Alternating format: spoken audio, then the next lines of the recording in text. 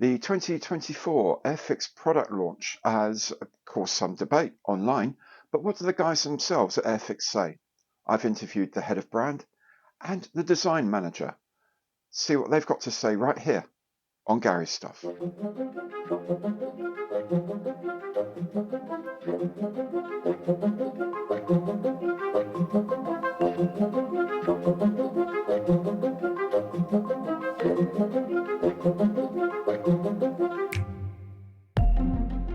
Hi there, I'm Gary. Welcome to my channel. Welcome back if you've been here before. So today I'm chatting with two of the senior members of the Airfix team about the 2024 range, its launch, and what these mean for the future of the brand. Now, if you'd like to see what the range launch actually is, then I've already done a video about that that's available on the channel. If you like the show, I hope you do.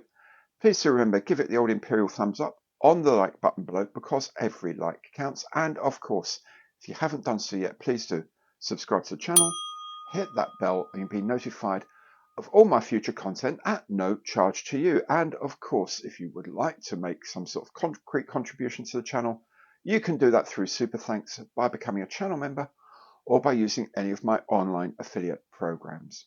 Now, after the interviews, I'll have a chat about my own personal impressions of what's been said. But first, let's hear from Dale Luckhurst, the head of brand, and Matt Whiting, design manager at Airfix. Joined by two very, very important people from Airfix to have a chat about the product launch range yesterday and what else might be coming along in the year.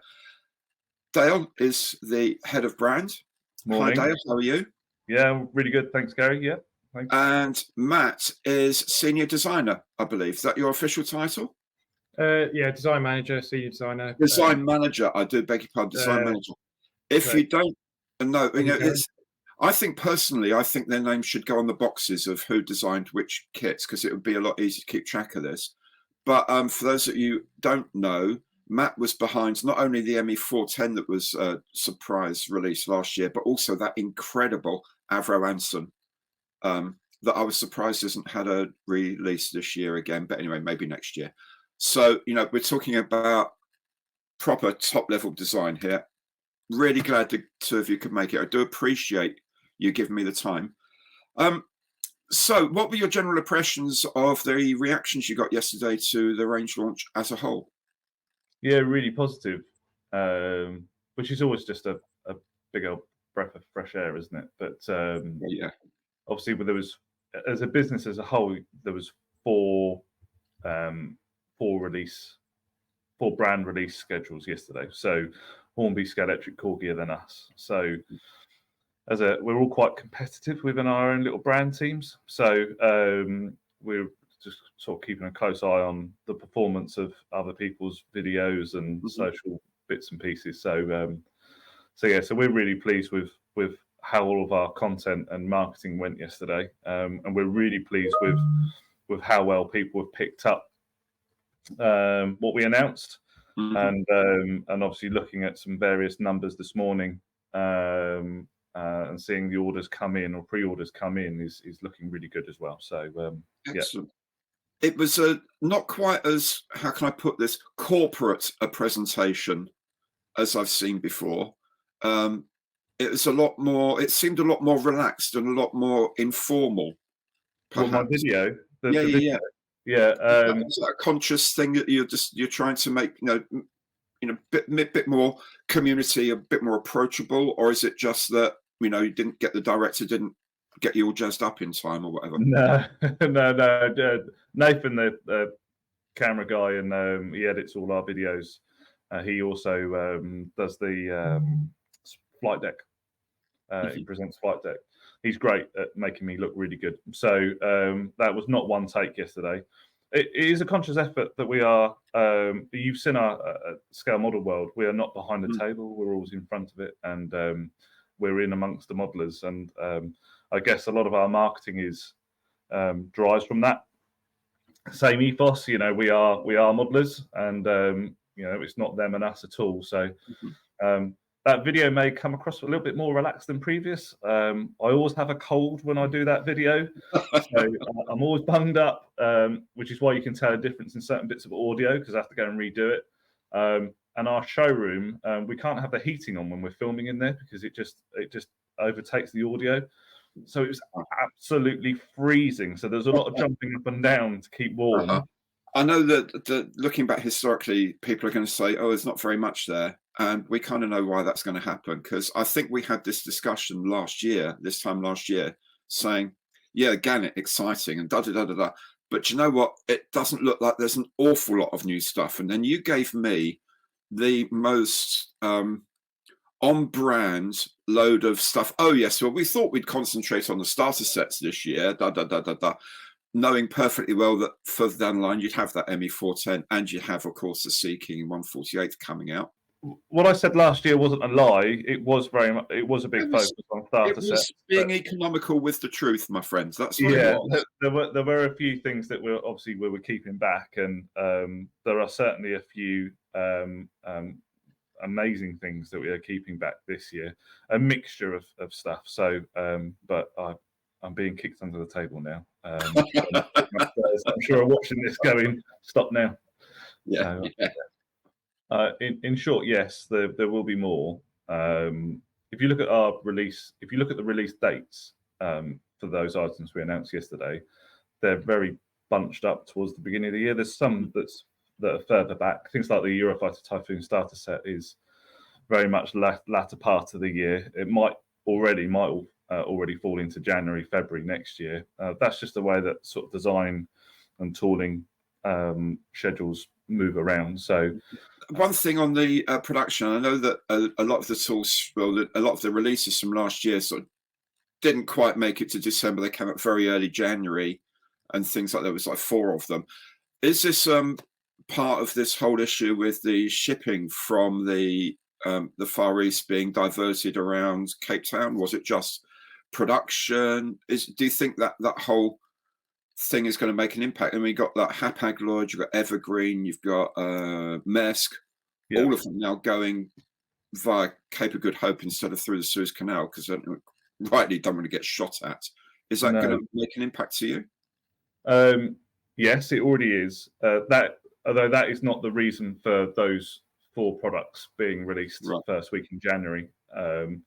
You won't see the true impact of what's going on in the Red Sea, for example, just yet.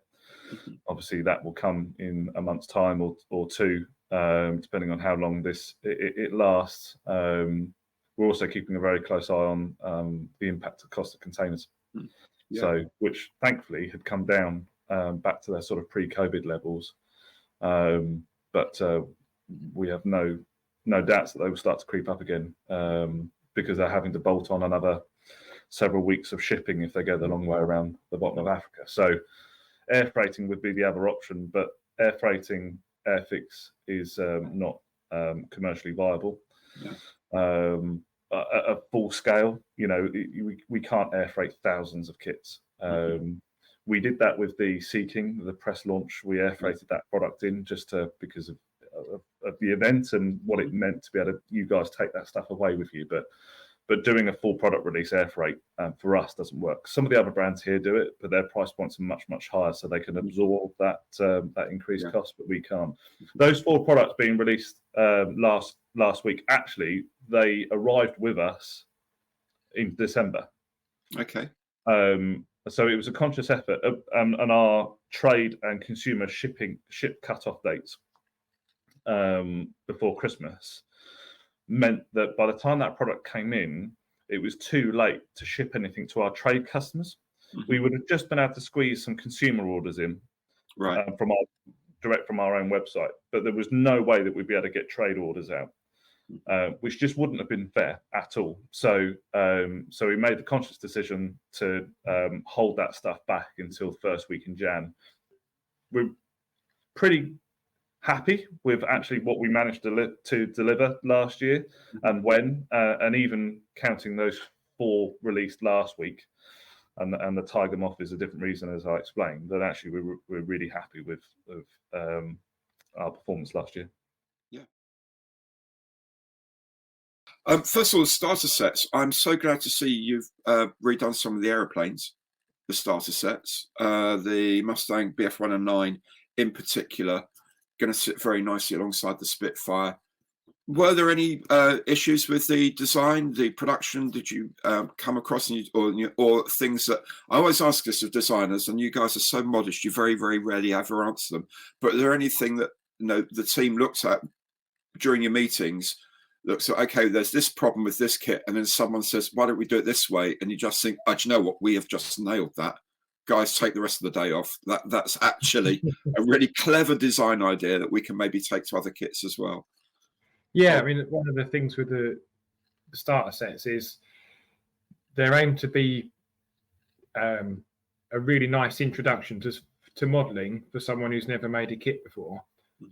So we spend a lot of time working out how the parts fit together, how the kit will be painted, things like the clear parts need a minimal amount of glue, so they almost like clip into place, so you don't risk getting like cloudy canopies.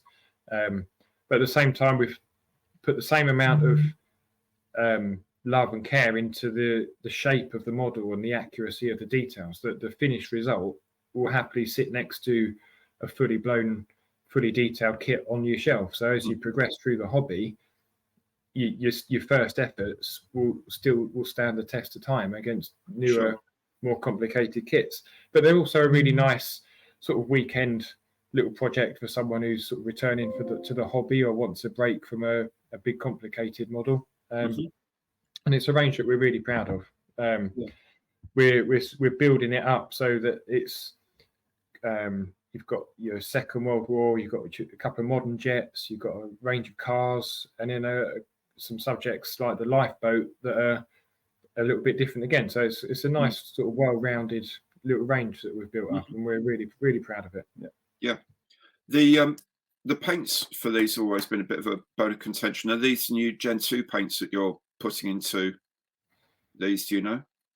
I'm not sure on that, Gary, but I know that we don't produce different paint for the 3mm pots to whatever goes into the dropper bottles in Humbrol. So it's all the same stuff.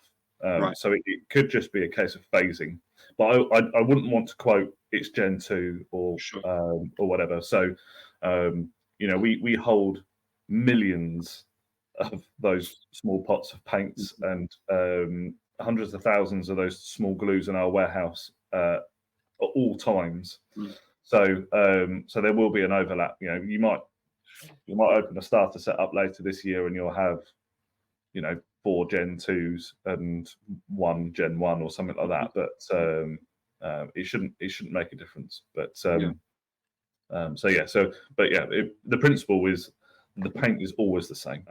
Interestingly, at the moment, over the weekend, Radio 1 DJ Greg James posted a video on one of his social media channels, and he was gifted a Seeking starter set, or hanging gift set, as we call them now, not starter sets, by his partner. And he talks about how that it's a skill level 3 out of 4. And he hadn't built an Airfix product for a long time, or model for a long time, and he sat there, and it was all quite a lot for him. But that's, if we go and do a helicopter, it'd be a lot easier than that Seeking. Which is a skill level 3. So we're trying to talk to him at the moment and basically saying, look, you should try some of our starter sets, because this is where you really should have done started. And then after 2 of those, reattempt your Seeking, because you will have a far more enjoyable journey than just going skill level 3. I mean, I think the 48 scale Seeking is skill level 4, and there's only 4 skill levels. So it's not far off the complexities of a much larger, higher part count model. I guess the really surprising thing amongst the starter sets was the lifeboat, which was actually a delight to see. Are there any issues particular to boats and ships that that your team, who basically spend most of their time doing aeroplanes, is there a different way of having to approach it, or is it just it's another box, it's another product, here are the drawings, turn them into 3D, turn them into kits, off it goes, or is there something specific to boats that needs a bit more care? the Shannon has got quite a complex hull shape. There's lots of chines and sort of fins that stick out. So yeah, nailing that was a challenge, and making it, ensuring that the hull built up nice and square into a really solid foundation for building the details up on top. So you've got two big sort of chunky bulkheads that sit inside the hull to stiffen it all up. But no, it's a lovely kit, and I'm really excited about it. Certainly, a lot of my modelling is actually non-military subjects, so it's certainly one that I'm going to be sort of when it's released, I'm going to be grabbing one to. And when it's released, Matt, like you don't get them before they're released. He's already built one. It's nice to be. It can be difficult to get hold of decal sheets. Right. That's why. Yeah. Because they come from a different place. The RNLI gave us the CAD for that as well, because they actually make. Yeah, so they actually make that boat down in themselves, down in Poole. So they brought all of that in house. So we worked obviously very closely with them in getting as much information out of them as they were willing, and they were very willing. And the guys went down there, didn't they? And took those. Yeah, the guys went down to Poole. As Dale said, the shape of the lifeboat is based on the CAD from the RNLI. Although it hasn't got a shadow stand, the stand, like the display stand we put in the kit, is actually sort of loosely based on the fixture that they use in the factory to support the hull as they build the cabin and fit out the hull. So that was a really nice touch as well. Just adds that little extra bit of authenticity to the finished model. Yeah. And the nice thing is that at least 90p of every sale goes to the RNLI, and £1.60 of the 7 class as well that you've reintroduced. Yeah, at least, yeah. So they are the only two charity products like that in our range at the moment. So that, they are a licensed royalty payment. So that's how we donate the money to them. Yeah. RNLI are really good at stocking our products in their many shops across the UK as well. So from a marketing and an awareness of just plastic modelling, that really helps us. So if you think about all the people that collect money and support the RNLI, they will naturally support this product, which is amazing for all plastic modelling. Absolutely. So it's great to be able to support them in a financial way with this product. We wouldn't be able to do the product without their support, because it's a licensed product and they own the shape and everything anyway. So okay, the gift sets you announced. There's the D-Day fighter gift set of 5 aircraft. Looking down through I guess these are existing kits. They're not the new starter set aircraft. These are the existing 172nd. That's correct. Yeah. So they're Hornby era tools, right, of various ages. Yeah. So that was put in the range because obviously 80th anniversary of D-Day this year. Really important to commemorate that, and we already have I think it's 3 or 4 D-Day themed gift sets in our range that consistently sell quite well. So I wanted to put something in the range that gave that a bit of a refresh. They are land-based stuff already, so it made sense to do something from a aircraft fighter collection type thing. So putting 5 in one box, retailing it for £50 with the 5-prong stand, just again, it made sense and it's good. And I always like aircraft with D-Day markings on because they just look really cool. So so all 3 of the Allied aircraft in that collection have D-Day markings. So all the schemes are different to what we've released before. Okay. The German aircraft are not so different, but I didn't know it was happening. But yeah, it's good. We looked at a few things last year actually. So one of the club, I won't say exactly what it is, but the club options, the club pack that we will announce. We've already announced, but our 2024 club membership will go live next week. The team are just confirming the dates with our digital team at the moment because obviously it takes a lot of people to pull all that stuff together. So more on that very, very soon. And obviously that's a D-Day Duo pack, the two 72nd scale aircraft.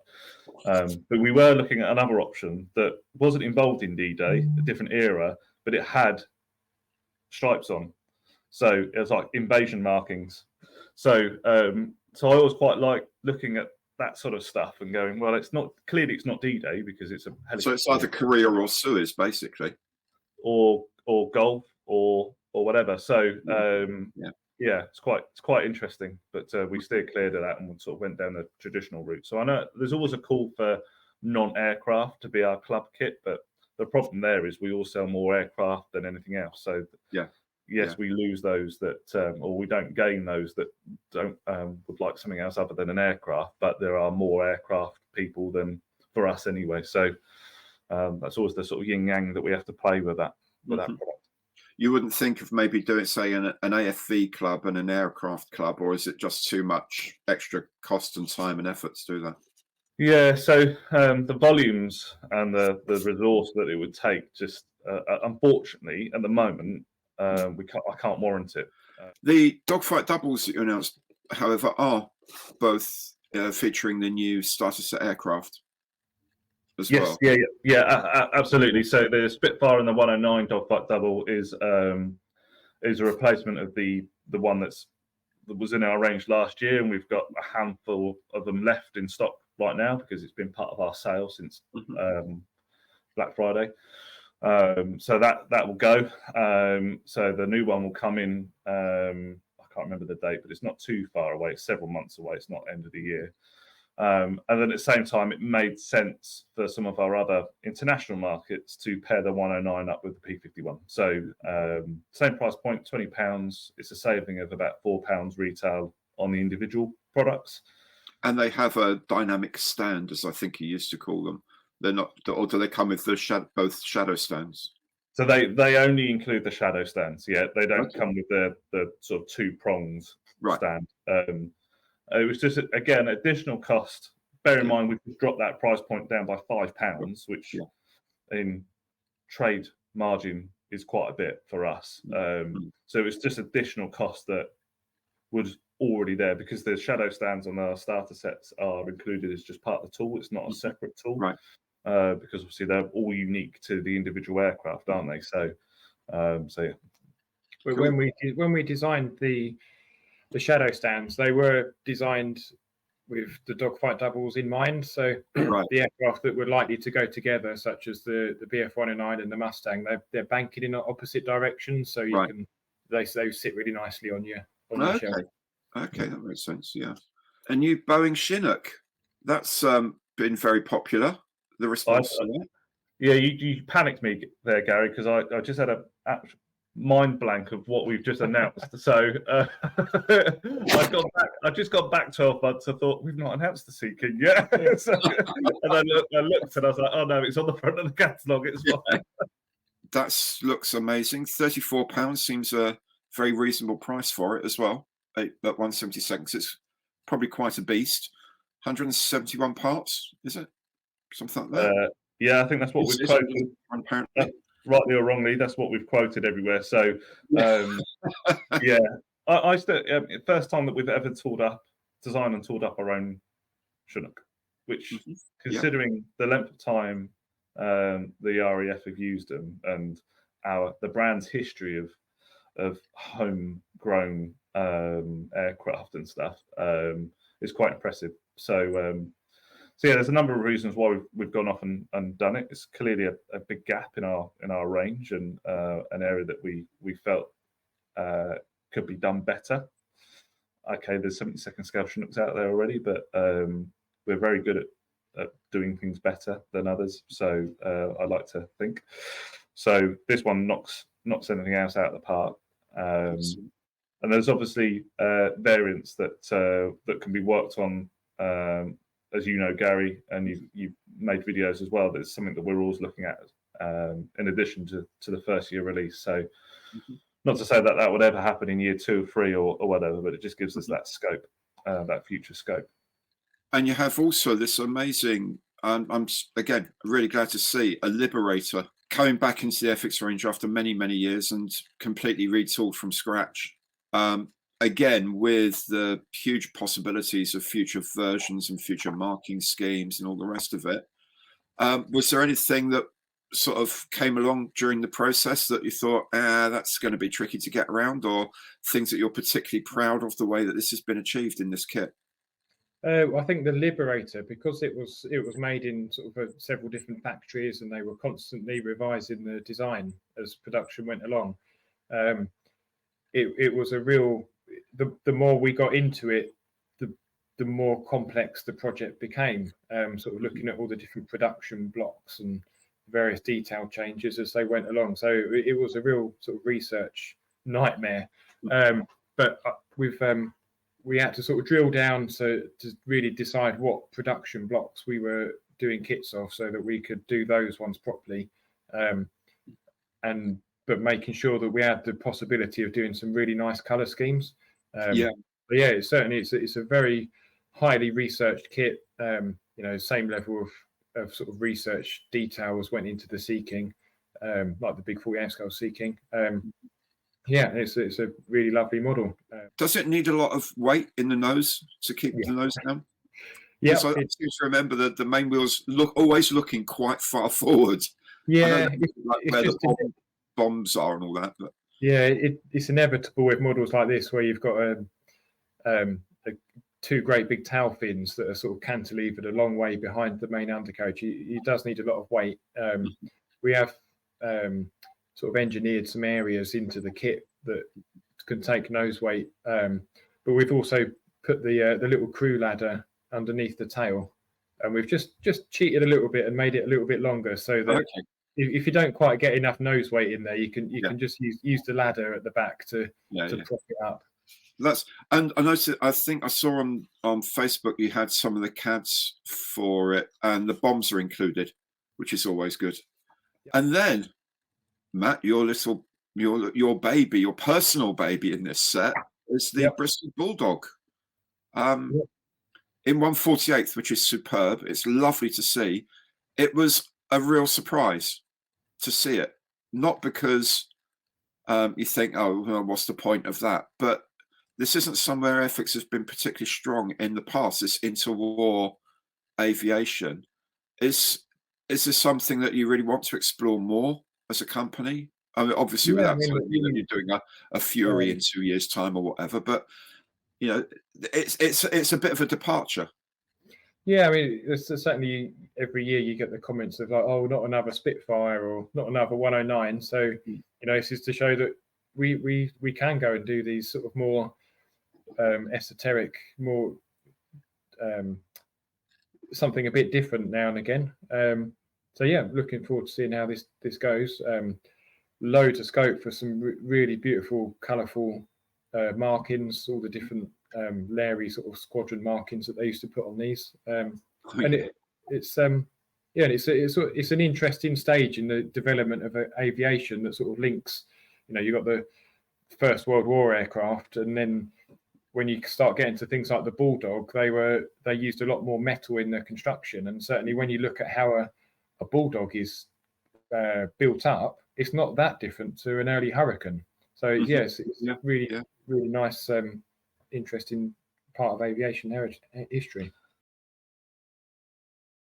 Then you have a whole range of re-releases with new schemes. You bought the Meteor F8 FR9, well, the FR9 in particular, into the main range because it was a club kit last year, and you boxed it as an option, build it as an F8 or an FR9. Is this using the masses of rockets that I noticed in the FR9 frame last year? I think the Aussies had like double stacked 60-pound rockets. Does it use that? Yeah, I can't remember what schemes, which of the two schemes uses rockets, but certainly we would have chosen those two schemes to utilise those additional parts in the kit.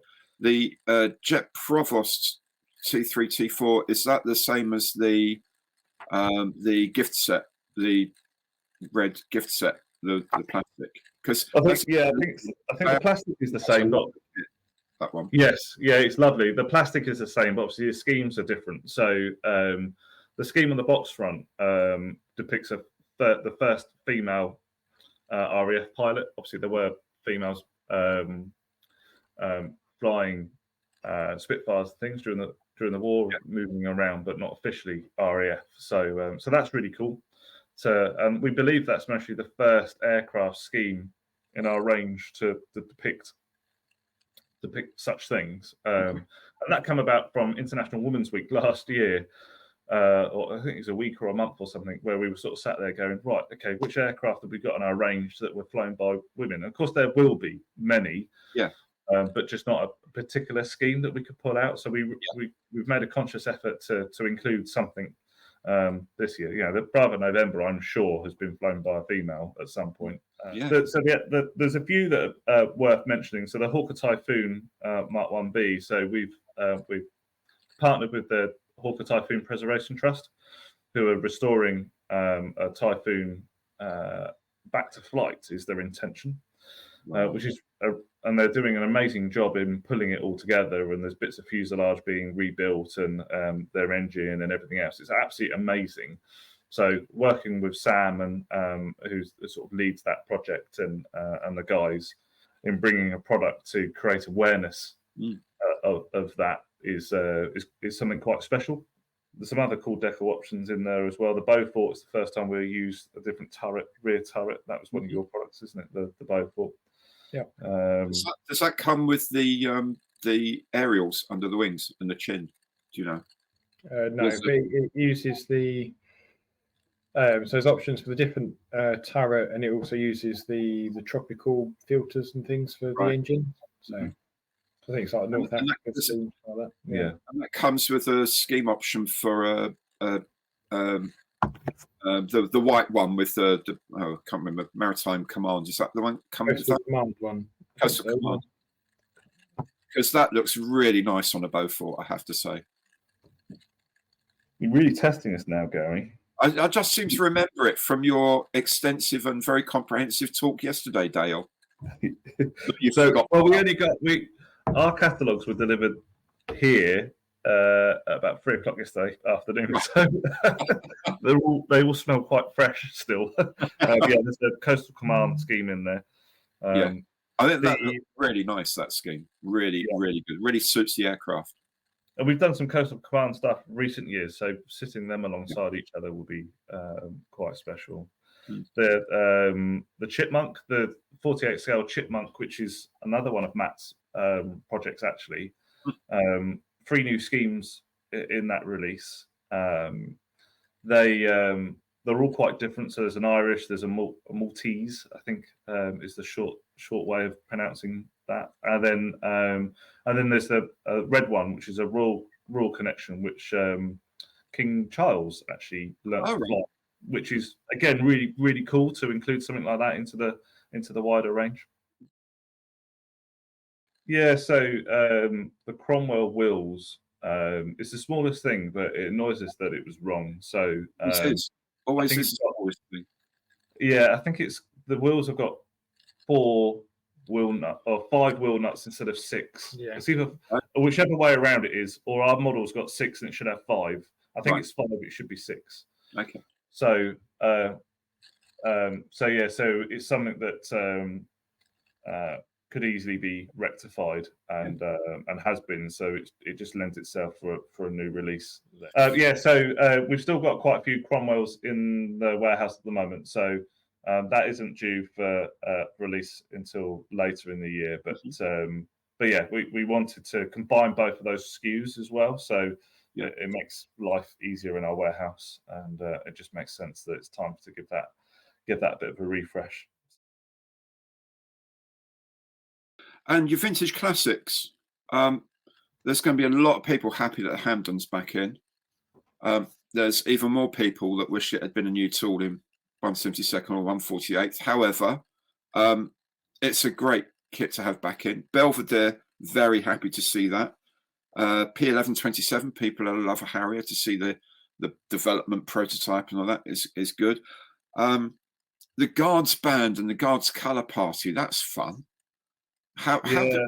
Who walking around the mould store just looked up that and thought, Do you know what? That'd be a laugh in this, post-coronation year where everyone's seen the guards doing their thing a lot more than perhaps they would normally. Yeah, the wee men there. I guess in hindsight, they should have been in our range the other year. I think with the events of previous, was that last year or year before? Certainly over the last 2 years, hasn't it? Because it just brought them to the forefront, and it just brought them to the forefront. And with actually, when did we last release those? Oh, it has been a while. Let's see if we can. Where are the tools? What condition are they in? Let's see if we can get them back in. So, couple of ships back as well: the Ajax and the Iron Duke. Iron Duke's an interesting choice, I have to say, but flagship at Jutland and all that makes sense, I suppose. Ajax, very famous from the Battle of the River Plate and all that. And then you have the beast of the P51 coming back in 1/24th scale. Can you just run over what that's like relative to, say, something like the current 1/24th Spitfire? How much difference there is in what's included in it? I mean, obviously, it's of its time. It's more basic than say like the Typhoon or Hellcat or a big Spitfire, but it still builds up into an impressive model if you take care of how it goes together. So yeah, it'd be interesting to see that out again. And it's obviously it's in the original color scheme with the lovely is it Roy Cross artwork? Yeah, this is it. Yeah. There was actually a stream, internet interesting modelling company, Jonathan Mock and Spencer Pollard and Drew, and they were doing one of their videos the other day. Sorry, Gary, for mentioning this on your own channel. That's all right.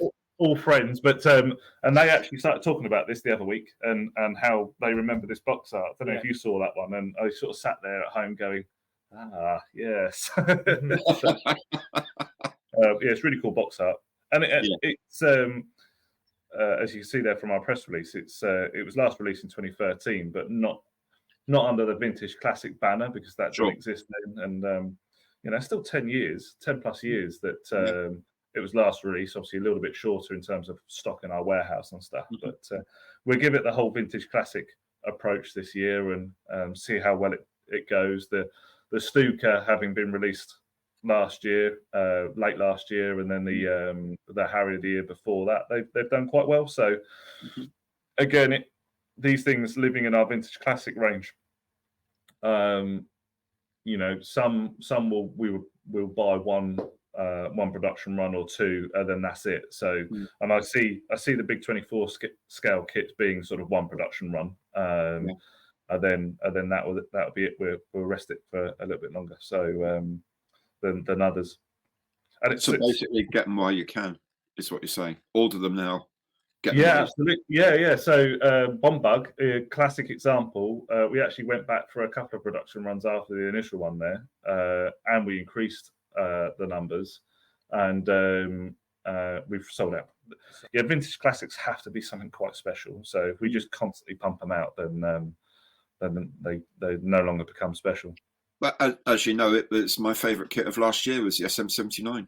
It was just a delight. It was, as you said, Matt, it's very much of its age in terms of buildability and accuracy of the mouldings and all the rest of it. But I had an absolute blast doing it. I enjoyed working on the figures to make them look better. I enjoyed everything about putting the plane together. And, it's not the best paint job I've ever done, but it makes me smile. Every time I look at it, it makes me smile. And I think that's kind of what we should be doing here. Sometimes I look at things and think, I was really proud of how I did that. But the SM79 just brings a smile back, reminds me of my youth. It's a lovely looking thing when it's done. It's an absolute gem. I love the Vintage Classics range. And the last thing briefly I wanted to talk to you about was the Quickbuild. The two tanks in Quickbuild in 1/35th scale, actually quoting a scale for a start. And these things are like the 150 odd parts each and working tracks and things like that. Yeah, so we're going into a new, it's not really a new category because we had a Challenger 2 in our Quickbuild range for many years, but we were never quite happy with that particular product. Obviously, going into a new category last year with the London taxi and bus, it felt right to explore a closer to home new category, and that was the Second World War tanks. So we knew we wanted to go bigger than the existing Challenger 2 product. So then it was a whole discussion around scale, wasn't it? And obviously having our trade showroom here, I think you wandered through and Matt wandered through and grabbed a 35th scale Tiger and Sherman from the shelf built up and was put those on the table. And we looked at a few other things and was like, well, that just seems, if we can do that with working tracks and a few other bits and be able to retail it for £20, then I think £25, I can't remember off the top of my head. £20, then £20, yeah. £19.99, yeah. So we can do all of that and be able to manage it for £20, retail it for £20, then we honestly believe it's the right thing to do. So you and the designer were instrumental in pulling all that together, and the working tracks instead of rubber bands was took quite a lot of iterations of the tracks, but yeah, they got there in the end.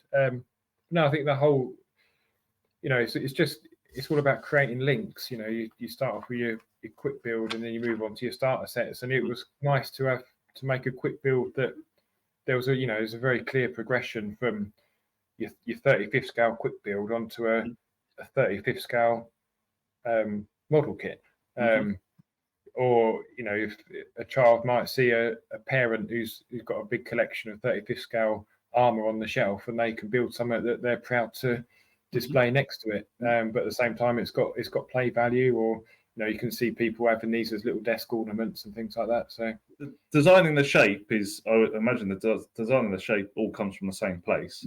It's how you chop it up at that point, because you've got fairly restricted, you've got restrictions on the size of a lot of the components by the fact it's got to fit this studs and stuff plug-in thing. So there's obviously some restrictions on that, but it's even the structure of it. You've got to maybe think in a different way of how the structure goes together. The biggest challenge was those tracks and the wheels, because from the outset it was, I want to be able to roll this across a carpet or desk, and I want it to work. So it was like, right, okay, how do you design the axles and working wheels and working tracks as individual links, and be able to put a bit of weight on and push it across a table or carpet? That alone was, I remember you guys sat upstairs going, how are we going to do this? We don't want to put metal axles through to withstand, and it doesn't include any of that, does it? No, it's all plastic. And then you're kind of looking at what detail do you want to include, and that sort of dictates what direction the external parts are molded in, and then you've kind of got to build a structure inside that's strong enough that links all the parts together. It's a very different way of thinking. The tooling is a little bit more versatile, because they're generally sort of smaller molds with fewer parts in. You can use some more complex molding techniques. But yeah, they're surprisingly tricky projects to work on, actually. Not just in the UK. Those two tanks are just brilliant. I saw them on the video, as you say, saw you pushing them along backwards and forwards, and I thought they'll sell loads of those. That's such a good idea. It really is. Hope so. Need to. Yeah. My signature's a couple of bits of paper to say that we will. So certainly need to. My membership ran out on the 6th of January. And I was sitting there looking at, I don't want to buy a 2023 membership, thank you, which is what the option was. And when I clicked through, when I could still do, I can't even get into it now. When I could click through it, went back to the Hawk pairing, I think, the first and last Hawk pairing. I thought, they are going to be working on this now. Yeah. So we've still got some of those left. So if you want any, let me know. So that was the option for anyone that was signing up to the club for the first time that didn't get those Hawks. But of course, you could sign up to the club or gift the club membership to someone and get those Hawks. So it made sense to offer something. For anyone else, we offered a digital version that was much cheaper than the previous, where you get the red box and everything, but you still get your website discount and other benefits. Obviously, next week there will be what you're used to traditionally, which is 2 membership types, one for UK, one for the rest of the world. So where you get your red box for UK members, but then have to, if you're rest of the world, you have to buy your red box separately, and that's all to do with customs and shipping and that boring stuff. So. Because that will help. Because I was looking through these, thinking, oh, great, I can put in my pre-orders. No, I can't, because my membership's run out and I can't get my discount. So I'll have to wait until that's all sorted out before I can do that.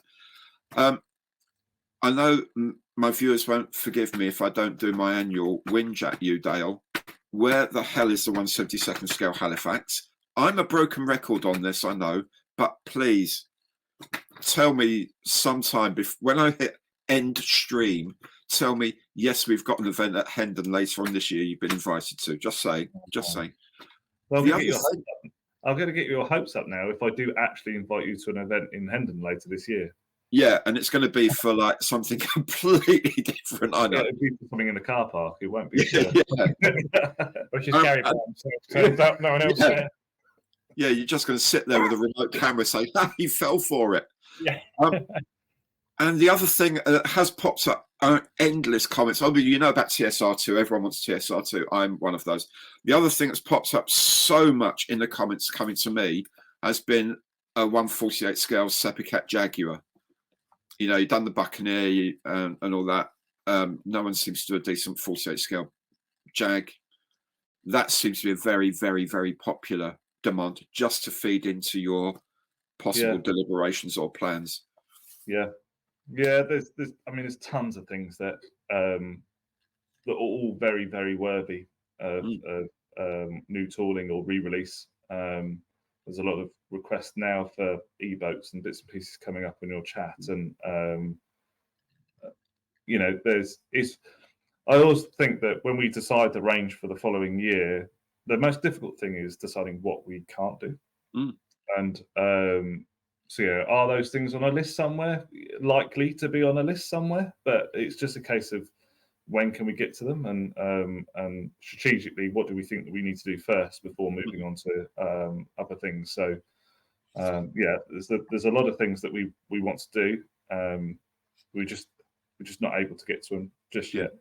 The other thing, of course, is we've had 12 months of being a bit sneaky with a few things. So it make it very clear that yesterday is just the beginning of this year's products that you'll see. So there will be others at some point during the course of the year. Let's see, Matt. Yeah, we have talked about this before, about the stands. That I think the design of the stands that you have at the moment is like the old sort of swoopy things, but with 2 holes at the top. And we have discussed whether you might want to. I know you can't do shadow stands for everything.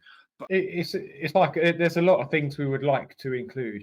We'd like to be able to put photo etching or window masks or stands or do loads of new pilots. But if you put a stand in, it means you've got to put another tool in a mold, and that could be increasing your molding costs by 50%. And obviously that's at our cost, and then that cost has to be passed on. So it's being able to justify it. It's a small proportion of people that would like to have a stand, but there's probably a bigger proportion that would like to pay less for the kit. So it's just balancing that, really. Yeah.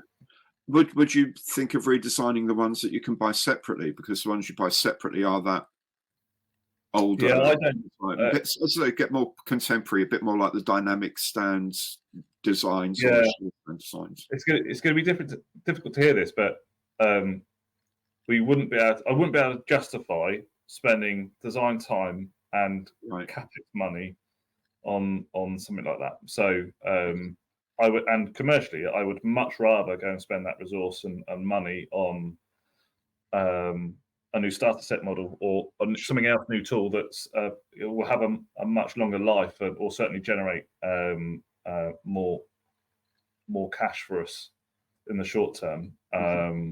So that's I have to. It's a constant game of balance with that. So Angel interceptors were flown by women. Just saying. Yeah, they were. there have been a lot of people asking for more things like sci-fi or Jerry Anderson tie-ins. You know, you used to have the interceptors in the range, so I'm guessing there may not be too much of an issue in terms of licensing. Is that something that you might revisit? So yeah, the licensing, I don't believe would be an issue because we already have an agreement with Jerry Addison, for example. Within our Corgi brand, they're doing a few things at the moment. So licensing wouldn't be an issue. It's just not something that we've considered putting in our range at the moment. And again, you know, designing and tooling anything new up is then, you know, commercially what would benefit the business and the brand short, medium term. And that's something that we have to consider, especially at the moment. You know, the business is where it is today, and we have to be very, very commercially minded with this stuff. Yeah, sure. But then, you know, a lot of these things are going through reboots online. You know, there's been the Thunderbird reboot, Captain Scarlet reboot, I believe, which I'm not. Yeah. I'm sure we would sell them. I have no doubt, but it's just a case of resource and where we believe at the moment we would get more sales and that's it. It will come back. The Angel Interceptor will come back into our range. It's just I don't think it's been that long since it was in our range. I've certainly seen boxes of it kicking around here somewhere. So normally that suggests that it's only been a couple of years since it was last in our range. So. About 8 or 9 years ago, I think. Yeah. Like that. It's definitely been in a red box. Yeah, it's definitely been in a red box. Yeah. And there's one on our Wonder Wall in Wonderworks. So so it definitely come back at some point. Sure. E-boats, you've mentioned. People have been talking about things like e-boats. RFSE rescue launch was very good. And the space things, you know, Vostok 1, but also the Apollo boxings you did. I know you did the Lunar Lander not so long ago again, but you know, the Saturn V, Saturn 4B, I seem to remember building as I was a kid. Do you think there could be an uptick in that enough for you to be re-releasing some of these classic space kits? Yeah, so everything in our past catalogues we always look at every year when we go through finalising the range. Obviously, there's new design capex stuff, and there's year 2, year 3 stuff, and that sort of sorts itself out in a way. And then those re-releases, we always trawl through our catalogues, not just of Hornby era, but obviously way before that for the vintage classic stuff as well, and listen to people. So that's sort of our process there. And then those 72nd scale boats, we know they are lovely molds that have been out in Hornby era. So they would, but they are obviously pre Hornby tooling. So that's just a case of timing. And the space stuff would be as well. So yeah, we're keeping a close eye on. I'm interested in space stuff, and you know, I think always watch the rockets come back down, or go up and then come back down and land, and you know, all the SpaceX stuff is fascinating to see how far we've come in just only a few years with that stuff. So yeah, it's just a case of timing, really, and what else we have on the list. You know, I'm conscious I've taken up a lot of your time. I'm just going to leave you with this question. So anything from the back catalogue that, just assume you're not having to justify this on cost terms for a minute. I know it's hard for you, Dale, but just for a minute, imagine you can. There's a magic money tree at Margate, and that's going to take care of everything. So there's no problem with costs involved in doing it. You don't have to make a profit. That you would absolutely love to see back in the range. And it could be something where you know for sure the molds aren't up to it, or they've been lost, but is there anything from that vast catalogue of kits you've made over the years that you think, do you know, I really wish we could do this again? Oh, I'd love to make a model of a money tree and then keep on making models of money trees. We're actually staring at a really sad-looking Christmas tree at the moment, the real one in this room. Oh, that's a bit late. Thank you, Hornby. That's got me, actually. I'm not sure. I don't want to give anything away, so there's certainly a few things that I could list, but it would give it away now. So see, if you hadn't have said that, we wouldn't have known. You could have said, do you know what? I really wish we could have brought back this, and everyone go, yeah. And then later on in the year, say, ha, we have, ha, ha, ha. So you missed one there, mate. It would be amazing to suddenly open up a mold and discover it's the SAM-2 missile launcher. Yeah, that would be amazing. Yeah. There's some 32nd scale cars that we know were sort of butchered. Right. So to find those would be cool. I think the Mini. Yeah, the Mini Cooper. Ford Capri and things like that. Yeah, that would be really cool to put back in. Yeah. To find, just stumble across, literally break your toe on in the warehouse, and then realise what they are. And there's some of the cars. There's some of the, sorry, I've skipped the table. There's some of the cars that we would love to put out, but we can't, sort of due to licensing reasons. Right. So there's because the kits are sort of their time, the licensors won't approve them. Right. So some of them will never see the light of day again. But the large scale figures, the 12 scale stuff, we've got some of the tools of that stuff. I'm safe in saying that because I know it's not on a list at the moment for our future. I know you've got Napoleon and Queen Victoria, I seem to think. Yeah, they're strapped together on the same pallet, which always makes me smile. The show jumper. Oh yeah, that'd be cool. What was it? Was it the Black Knight? Black Prince. Black Prince. Yeah, I built one of them when I was about 12. Yeah, okay. I don't think we've got the tool for that anymore, but yeah, those would be quite cool. So, well, again, thank you so much for your time, guys. Really do appreciate taking out all this time to have a chat with me. We'll have a chat later in the year, I hope, certainly about some new model releases that you're going to come out with that you're not going to tell me about yet, and have some fun along the way, I hope. Look forward to seeing what you guys come up with. Thanks, Gary, and thanks to everyone on the live stream and that continues to support the brand and everything we're doing. It's great to be part of that wider community. So thank you very much, everyone. Excellent. Right. Have a great day, guys. Thanks a lot. Thanks, Gary. Thanks very much. Bye.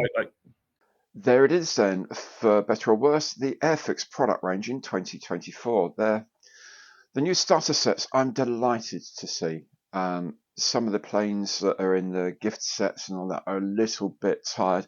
The Spitfire really showed the way. The new Spitfire starter set really showed the way of how they should be done. These are aimed at people who've never made kits before, remember. So when people are saying, oh, there's only 21 pieces, these are for brand new people to the hobby. And I think they make a really nice little model. The current P51 in 1/72 is a fiddly old thing to make. There's bits that are really difficult to get off the frame without snapping, especially if you're new to it. The new tool looks really, really good. Likewise, the BF109. I'm really happy to see them. Makes 2 new dogfight double sets. One with the BF109 and Spitfire, one with the BF109 and P51. Interesting that the stand designs were thought of from the outset. They're not having a twin stand design like previous dogfight doubles, but the fact that the stands were arranged so that they would actually be banking in opposite directions, so you could arrange them like that as a dogfight double, even though they're not sold as such normally. Great to replace the old Typhoon gift set, which was frankly rubbish. It's old, poor, not worth the amount of money people were asking for, Airfix were asking for it. I'm so glad they've replaced that. The new lifeboat is absolutely excellent. Money from that goes to the RNLI. Likewise, the re-release of the 7 class. It's great to see that a massively deserving charity like that can benefit from a product launch like this. Really good. And I'm really tempted by that lifeboat, so maybe do a bit more. I've done one sea diorama which was relatively calm. Maybe have a crack at doing a bit more of a dynamic crashing waves sort of diorama, because that's what these lifeboats go out in all the time. New tools. The Chinook HC1, the old Walker. Really good to see that. Interior is going to be fully detailed, a bit like the Sea King. So you've got all of the interior flooring is being modelled, all the interior seats are there. You've got up the rear ramp can be up or down. The rotor blades are drooped as well, so that's pretty cool. They're going to be moulded like that. I guess if you want to have it as if it were flying, you'll undroop them angle the rotor hubs slightly differently. I don't know, but yeah, I'm going to have mine as it's on the ground. Rotor's going to be drooping. B-24, interesting choice. Glad to see. I mean, hugely important aircraft. Airfix haven't done it for a very, very, very long time. Completely new tool with the bombs inside. If you have a look at some CADs, and you can see the CADs on Facebook and places like that, they are showing that there's bombs on board, unlike RAF aircraft, generally speaking. It will need a lot of nose weight, because if you see a picture of a Liberator, obviously the main wheels are roughly in line, roughly with the centre of mass. The nose wheels, yeah, there's not that much difference between them, and then you've got a big old tail. So yeah, I think the main wheels are slightly behind the centre of mass, so it sits naturally forward. But what a beautiful aircraft, and that's going to be great. What I'd really like to see in the future are some really wacky colour schemes, and I'm sure by the time Telford comes around, there's plenty of people will have been doing the formation aircraft. For these big bomber streams, they would have an aircraft painted in really wacky colours. I mean, seriously, big coloured dots all over it and things like that. And the aircraft would formate on that, use that as the point from which to form these massive bomber streams. I'd love to see some of those available in 1/72, ready for this kit. Bulldog, interesting choice, slightly esoteric. I'm personally really glad to see it, because I love those biplane interwar fighters. I'm really hoping it does well, and that Airfix are then prompted to do a new Hind, maybe a Heart, maybe replace the Fury kit that they've got, because that sells very well. Now, if you can make a Fury, you can make a Hawker Nimrod, which is excellent. I'd love to see a Hawker Nimrod in 1/48 scale, other than through someone like Luke Graf, who are charging phenomenal amounts of money, and it's all resin as well, really beyond my skills to do. I'd love to see a 1/48 Nimrod and a 1/48 Hawker Osprey as well. So keep that Fleet Air Arm theme going. That would be lovely. D-Day fighter set. I originally thought these were going to be, some of those would be the new toolings. No, none of them. These are the new toolings. It's the existing tool 1/72 scale kits. But he says it does have a 5-prong stand, so, and that's kind of interesting in a way. Re-releases, the Meteor F8/FR9. Not my favourite kit in many ways, mainly because of the nose and the fact you have to put the nose leg in right early doors when you close the cockpit up, and then it just gets broken. It just does. That's the way it is. Wish that could have been played with a bit. FR9 version. Lovely to see that in the mainstream. How you'd feel about that, having had that as your exclusive kit last year at Airfix in the Airfix Club? I'm not sure, but the markings will be different, so you will have had exclusive markings. I like that when I had a look at the FR9 kit last year, I noticed that they had the double stacked £60 rockets on the frames, and that's obviously for this re-release, the Mark 8 in Australian markings. In Korea, they flew with double stacked £60 rockets, so you can, I think it carried 16 of them in total, so that's going to be a great idea. I might get one just to be able to do that.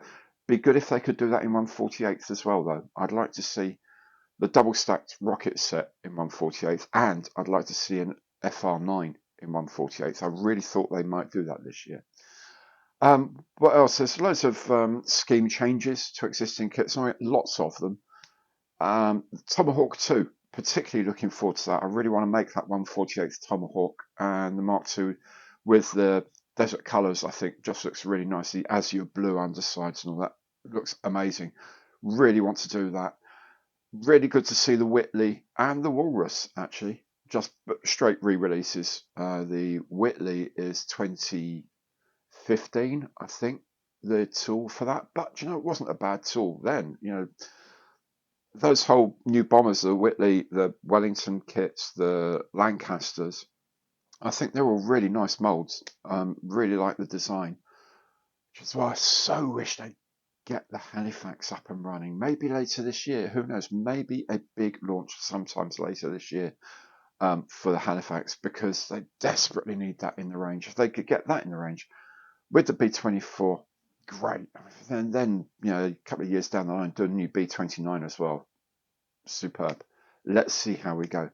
Vintage Classics, Hamden. Very pleased to see that back. A lot of people wanted that retooled as well, but I don't know that that's necessarily a great candidate at the moment when you've got something like the Halifax not having been done yet. So, Vintage Classics re-release on the Hamden, I'm happy enough with that. Belvedere, very happy with that. That might take a little bit of building because the rotor blade designs in early kits was really not very easy to use. So that would be quite a challenge to build, but an important and useful aircraft nonetheless. I might get the Guards figure sets, the band and the colour party, just for what they are, because of what they are. It'd be grand to have a Guards band. And I haven't done any figure painting for a long time, so maybe this is the time I do that.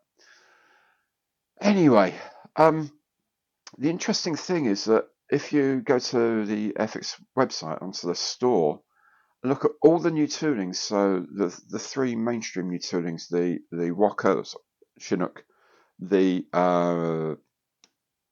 B24 and the Bulldog, plus the new starters, the P51 and the BF109 and the Lifeboat. All of those are listed as Spring 24 releases.